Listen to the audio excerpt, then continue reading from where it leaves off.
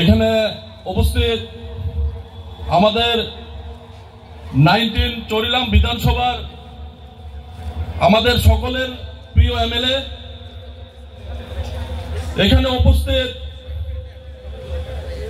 আমাদের আমতলী গোলাঘাটির সকলের প্রিয় এমডিসি, এখানে উপস্থিত আমাদের রাজ্যের ওয়াইটিএফ এর প্রেসিডেন্ট, এখানে উপস্থিত আমাদের 19 চরিলাম বিধানসভার ব্লক প্রেসিডেন্ট এবং এখানে উপস্থিত আমাদের ত্রিপুরা মথার উচ্চ স্তরের নেতৃত্ববৃন্দ এবং এখানে উপস্থিত আমাদের সকল ওয়ারিয়ার্সরা, সবাইকে লাম সাগু। আমি কিছু কথা বলবো, বিশেষ করে আমাদের মিডিয়া বাইরা একটু আমার কথাগুলো একটু হাইলাইট করবেন, এগুলো আজকে দরকার। কারণ আমরা ত্রিপুরা রাজ্যের, আমরা নিজেই বলি আমরা ছোট্ট একটা আঞ্চলিক পার্টি, কিন্তু আজকে আমাদের এই ছোট্ট আঞ্চলিক পার্টিকে নিচে দাবানোর জন্য অনেক ষড়যন্ত্র চলছে রাজ্যব্যাপী। আপনারা দেখতে পাচ্ছেন যে বিভিন্ন জায়গায় আমরা যখন কোথাও জয়নিং সভা করি, আমরা স্বচ্ছতার সঙ্গে করি, আমরা আপনাদেরকে সেই নাম্বার দিতে পারবো যে নাম্বারে আমরা জয়নিং করি, কিন্তু আজকে ত্রিপুরা রাজ্যে নতুন করে জয়নিং করছে, ওই জয়নিং এর নাম হচ্ছে জুমলা জয়নিং। আপনারা দেখতে পাচ্ছেন যে আইবি রিপোর্টে আপনার যে জায়গার ধারণ ক্ষমতা 1200 থাকে, সেই জায়গায় আপনার তার থেকে 6 ডাবল লোক জয়েন করছে। তো এটাকে বলি আমরা জুমলা জয়েনিং।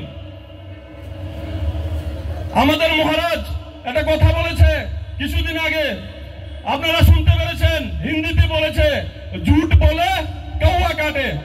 তো কাউয়া কোথা দিয়ে এসে আপনাকে ঠুকুর দেবে ওইটা আপনি বুঝতে পারবেন না। তাই আমরা আমাদের অনুরোধ থাকবে যে ত্রিপুরা রাজ্যে মানুষকে বিভ্রান্ত করবেন না। আমরা এখন ত্রিপুরা রাজ্যে দেখছি আমাদের ত্রিপ্রাসা ভাইদের ভোটের জন্য এখন মায়া কান্না কাঁদছে বিভিন্ন রাজনৈতিক দল, বিভিন্ন নেতৃত্বগণ। তাদের এই মায়া কান্না দীর্ঘদিন কোথায় ছিল? কোথায় ছিল তাদের এই মায়া কান্না? যখন পাহাড়ে খাবার ছিল না, খাদ্য ছিল না, পুকুরে জল খাচ্ছিল, যখন গাছ পাতা খাচ্ছিল, তখন কোথায় ছিল? আজকে আমাদের মহারাজ রাজ্যে আওয়াজ তুলেছে ত্রিপ্রাসা ভাইদের জন্য কিছু একটা করবে। আমরা জানি ত্রিপুরা মথা পার্টি কোন রাজনৈতিক দল না, এটা একটা মুভমেন্ট। আমরা রাজ্যবাসী হিসাবে মহারাজের ওই মুভমেন্টকে কিভাবে সার্থক করা যায়, আমরা প্রয়োজনে শরীরে রক্ত দেব। আমরা বিভিন্ন সময় দেখেছি এই রাজ্যবাসী হিসাবে, আমি বিশেষ করে মাইনরিটি মুসলিম সম্প্রদায়ের একজন লোক, আমরা বঞ্চিত। আমাদের এই রাজ্যের মধ্যে কোথাও কোনো সুবিধার জিনিস পাবেন না। কারণ কি, বিভিন্ন সময়ে 25 বছরের বাম শাসন ছিল, সেই বাম শাসনেও আমাদেরকে বঞ্চিত করেছিল এই সরকার। রাজ্য কমিটিতে ছিল না কোনো মেম্বার, মন্ত্রী বানিয়ে আমাদেরকে শোষণ করেছে, আমাদেরকে লাইনের পিছনে নিয়ে জুতা ছিঁড়েছে, মাথার চুল জ্বলে গেছে, ওভারেজ হয়ে গেছে, চাকরি পাইনি, চাকরি দেয়নি। আমরা জানি যে রাজনৈতিক আয়ুসীমা 5 বছর। 4 বছর দেখবেন যে রাজ্যের যারা বিশেষ করে মাইনরিটি সম্প্রদায়, যারা আমাদের ত্রিপ্রাসা ভাইরা আছেন, আপনারাও বঞ্চিত। আমরা বিশেষ করে মাইনরিটি সম্প্রদায় যারা আছি, আমরাও বঞ্চিত। আপনারা দেখবেন 5 বছরের সীমা থাকে। আপনারা জানেন যে 5 বছরের একজন নেতা মন্ত্রীর মেয়াদ থাকে, কিন্তু যখন দেখবেন 4 বছর চলে গেছে, আমাদের ত্রিপ্রাসা ভাই আমাদের মাইনরিটি সম্প্রদায়ের কাউকে নিয়ে কোনো সুবিধা সুযোগ সুবিধা আলোচনা করবে না। লাস্ট 1 বছর আমাদেরকে নিয়ে কথা বলবে, কারণ 1 বছর পর ইলেকশন। বিভিন্ন ধরনের আমাদেরকে প্ররোচনা দেবে, কিছু রাং কিছু টাকা দেবে, আপনারা ভোট দিন।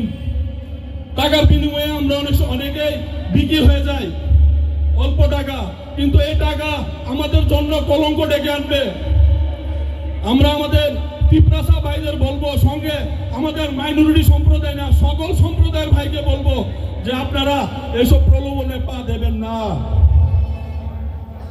এ রাজ্যকে যদি কেউ শুধরাতে পারে, এ রাজ্যকে পাহাড়ি বাঙালি হতে, হিন্দু মুসলমান, আপনার খ্রিস্টান বুদ্ধ হতে সবাইকে ভাই ভাই হিসাবে একত্রিত করতে পারে, ভালোবাসতে পারে, ওইটা হলো আমাদের মহারাজ। বাকি সবাই মজা নেবে। সকল সম্প্রদায়ের মধ্যেই দুষ্ট লোক একটা থাকে, আমরা জানি।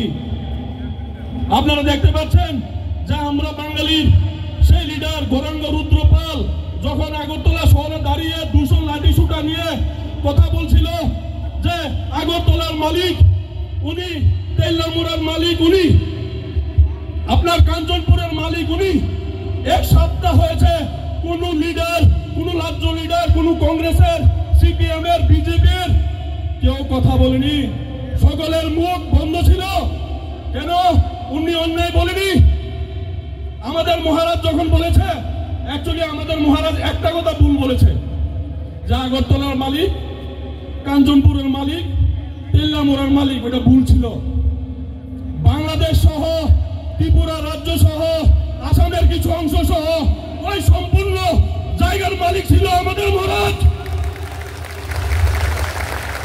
ওই ত্রিপুরা রাজ্যের মধ্যেই পড়ে আগরতলা, ওই ত্রিপুরা রাজ্যের মধ্যেই পড়ে আপনার কাঞ্চনপুর। আমরা ইতিহাস জানি যে 1941-এ যখন আমাদের মহারানী কাঞ্চনপ্রভা দেবীর সঙ্গে ভারতবর্ষের চুক্তি হয়েছিল, তখন আমরা ভারতবর্ষের সঙ্গে ত্রিপুরা রাজ্য অ্যাডপ্ট হয়েছিল। সেই ভিত্তিতে 1971-এ বাংলাদেশ থেকে আমাদের ভাইয়েরা এখানে প্রবেশ করেছিল, কিন্তু একটা সংখ্যা ছিল, এখানে প্রবেশ করেছে। কিন্তু আজকের দিনে আমরা আমাদের রঞ্জিত দেববর্মা এমএলএ স্যার যখন আওয়াজ তুলে যে ইলিগাল ইমাইগ্রেন্টস গো ব্যাক, ওইটা কোনো বাঙালিদের বিরুদ্ধে না। আমিও তো বাঙালি, আমার কোন হিন্দু সম্প্রদায়ের, আমার সনাতন ধর্মের কোনো ভাইকে যদি কিছু বলে আমিও ওদের পাশে থাকবো, কারণ আমিও বাঙালি। ওইটা তো কোন আমাদের হিন্দু সম্প্রদায়ের ভাই বা বাঙালিকে বলিনি, কখনো বলিনি। বলছে বাংলাদেশি ইমাইগ্রেন্টস গো ব্যাক। তো আপনারা কি চান যে বাংলাদেশ থেকে প্রত্যেক দিন বাংলাদেশ থেকে এদিকে ঢুকুক বাংলাদেশে? ওইটা আমরা কখনো চাই না। কিছু কিছু লোক ষড়যন্ত্র করছে আমাদের এই যে ইউনিটি, আমাদের এই থানসাকে দুর্বল কিভাবে করা যায়। আমরা জানি এটা বাংলাদেশ সরকারের একটা ষড়যন্ত্র, আমরা জানি। কারণ আপনারা দেখেছেন ইতিমধ্যেই বাংলাদেশ জনগণ রাস্তায় নেমে প্রধানমন্ত্রী সহ সবাইকে আপনার দেশ থেকে দৌড়িয়ে দিয়েছেন। নেপাল, শ্রীলঙ্কা সেম হয়েছে। আমরা চাই না আমাদের দেশকে নিয়ে কোন ষড়যন্ত্র বাংলাদেশ সরকার করুক। প্রয়োজনে দেশের জন্য রক্ত দেব। এ দেশ আমাদের, এই দেশ নিয়ে ষড়যন্ত্র করার কোন দেশের অধিকার নেই। ষড়যন্ত্র করলে তাদের চোখ উগড়ে ফেলে দেব। আপনারা জানেন যারা বাংলাদেশি ইলিগাল ইমাইগ্রেন্টস ঢুকছে তারাই একসময় বিদ্রোহ সৃষ্টি করবে এই ভারতবর্ষে বিভিন্ন জায়গায়। কারণ আমার জন্ম ভারতবর্ষে, আমার জন্ম ত্রিপুরা রাজ্যে। আমি আমার ত্রিপুরা রাজ্যকে, আমি আমার ভারতবর্ষকে যতটুকু ভালোবাসবো, যার জন্ম বাংলাদেশে সে ততটুকু ভালোবাসবেন না।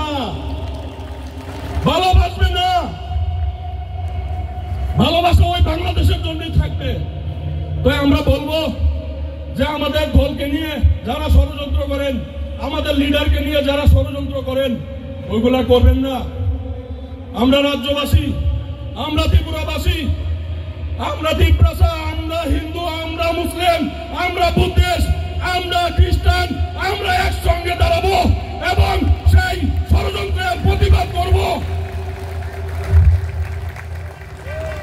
দেখবেন যে এখন নতুন কৌশল একটা শুরু হয়েছে, জাতিগত, আপনার কে হিন্দু কে মুসলিম কে খ্রিস্টান, একটা ফেসবুকে সোশ্যাল মিডিয়াতে একজনকে একজন গালি দিচ্ছে, একজনকে একজন বকা দিচ্ছে। ওরা কারা? ওরা তো আমাদের রাজ্যের, ত্রিপুরা রাজ্যের নাগরিকই। আপনাদের মনে আছে জালিয়ানওয়ালা বাগের হত্যাকাণ্ড? সে জালিয়ান বাগের হত্যাকাণ্ডে ভারতীয়কে গুলি করেছিল। ওই ভারতীয়রা আপনার ইংরেজের পুলিশ প্রশাসনে ছিল, ভাই ভাইকে মেরেছিল। আমরা সেই ইংরেজ আমলকে দেখতে চাই না, কারণ আমরা সেই 1947-এর ভারতবাসী না, আমরা 2025-এর ভারতবর্ষের সুনাগরিক। আমরা ভালো মন্দ সব বুঝি, আমাদেরকে নিয়ে ষড়যন্ত্র করতে দেব না, আমরা এক থাকবো। এবং আমাদের মহারাজের সামনের যে ইচ্ছা, আমরা সকল ত্রিপুরাবাসী মিলে, কারণ আমরা জানি ত্রিপুরা রাজ্যে জাতির রাজনীতি যতক্ষণ পর্যন্ত মহারাজকে আমরা একটা জায়গায় ত্রিপুরা রাজ্যে না বসাবো, ওইগুলো বন্ধ হবে না। আমরা জাতি ধর্ম নির্বিশেষে আমরা এতদিন বঞ্চিত ছিলাম, আছি, বর্তমানে আছি। আমরা জানি সরকারের থেকেও আমরা বঞ্চিত, আমাদের আওয়াজ অনেকে শুনতে চায় না, ওইটাও আমরা জানি। কিন্তু আমরা এতদিন বঞ্চিত ছিলাম, এখন বঞ্চিত হলেও আর কিছুদিন ধৈর্য ধরবো, কষ্ট করব, এবং আমরা আমাদের মহারাজের সঙ্গ দেব। আমাদের এই ত্রিপুরা রাজ্য থেকে, এইসব নোংরামি থেকে যদি কেউ আপনার মুক্তি দিতে পারে, ওইটা হলো আমাদের মহারাজ, ওইটা হলো